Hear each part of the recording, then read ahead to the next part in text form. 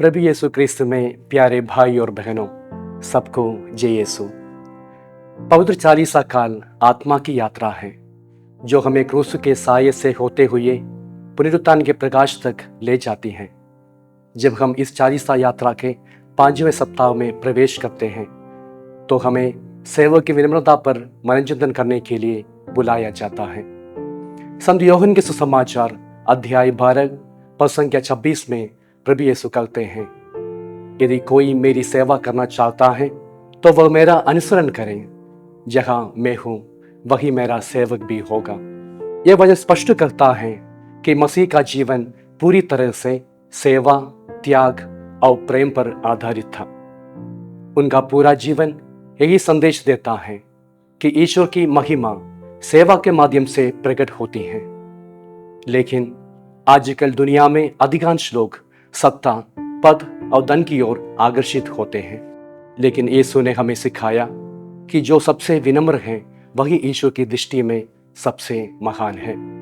प्रभु यीशु अपने जीवन से ये प्रदर्शित करते हैं कि सेवा का अर्थ क्या है।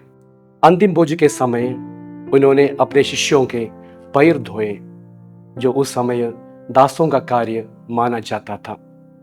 उन्होंने ये सिखाया कि यदि मैं तुम्हारा गुरु और प्रभु तुम्हारे पैर धो सकता हूं तो तुम्हें भी एक दूसरे की सेवा करनी चाहिए।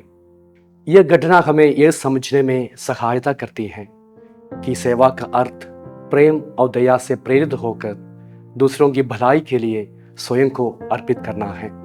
फिलिपियों के नाम संत पौलुस का पत्र अध्याय 2 वाक्यांश 6 से 8 कहते हैं कि यीशु जो स्वयं ईश्वर थे, उन्होंने अपने स्वर्गीय वैभव को त्याग कर एक दास का रूप धारण किया और क्रूस पर मरण तक आज्ञाकारी बनकर अपने को दीनहीन बना लिया। इसलिए ईश्वर ने उन्हें महान बनाया। यीशु का क्रूस केवल बलिदान नहीं बल्कि सेवा का सर्वोच्च रूप था। उन्होंने अपने जीवन को दूसरों के लिए अर्पित किया, जिससे यह स्पष्ट हो गया है कि सच्ची सेवा में त्याग और प्रेम आवश्यक है। यीशु का जीवन हमें यह सिखाता है कि सेवा ही सच्चा नेतृत्व है और जो खुद को दूसरों के लिए विनम्र करता है वही सच्ची महिमा को प्राप्त करता है। लेकिन सेवा का मार्ग आसान नहीं है। यह त्याग, धैर्य और सहानुभूति की मांग करता है। कई बार सेवा का कार्य हमें कठिनाइयों, उपेक्षा और अपमान की ओर भी ले जाता है। लेकिन यीशु हमें यह सिखाता है कि जब हम प्रेमपूर्वक और निस्वार्थ भाव से सेवा करते हैं तो ईश्वर हमें अनुग्रह और आशीर्वाद प्रदान करते हैं। उन्होंने स्वयं क्रूस पर चढ़कर यह प्रमाणित किया कि सच्ची सेवा बलिदान की मांग करती है।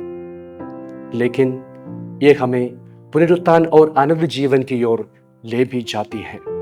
प्रिय भाई और बहनों, चालीसा काल हमें गेत्सेमनी में प्रभु यीशु की प्रार्थना की याद दिलाता है, जहां उन्होंने कहा, मेरे पिता, यदि हो सके तो ये प्याला मुझसे टल जाए, फिर भी मेरी नहीं बल्कि तेरी ही इच्छा पूरी हो।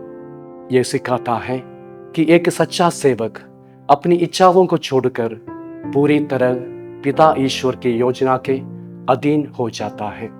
चालीसा काल में जब हम सेवा और विनम्रता पर चिंतन करते हैं तो हमें माता मरियम की ओर देखना चाहिए, जिन्होंने अपने जीवन से दिखाया कि सेवा क्या होती है। मां मरियम की तरह हाँ कहना सेवा का पहला चरण है। ईश्वर की योजना को पूरी तरह स्वीकार करना, चाहे वह हमारी समझ से परे हो। क्रूस के नीचे खड़े होकर माता मरियम ने दिखाया कि सच्चा सेवक वह है जो दूसरों के दुख को अपने में समाहित कर लेता है। सच्ची सेवा हमें ईश्वर के निकट लाती है। इसलिए प्रभु यीशु हमसे कहते हैं, जहां मैं हूं वहां मेरा सेवक भी होगा। इसका अर्थ यह है कि जब हम सच्चे सेवक बनते हैं तो हम मसीह के साथ रहने का अनुभव करते हैं, न केवल मृत्यु के बाद बल्कि इसी जीवन में भी। हम प्रार्थना करें, हे प्रभु यीशु, आपने हमें अपने जीवन से सेवा का आदर्श दिखाया। हमें भी शक्ति दीजिए कि हम अपने जीवन में विनम्रता और सेवा की भावना को अपना सकें, ताकि हमारी चालीसा यात्रा हमें आपके और अधिक निकट ले जाए और हम आपके सच्चे सेवक बन सके। यीशु मसीह हम सबको आशीष दे।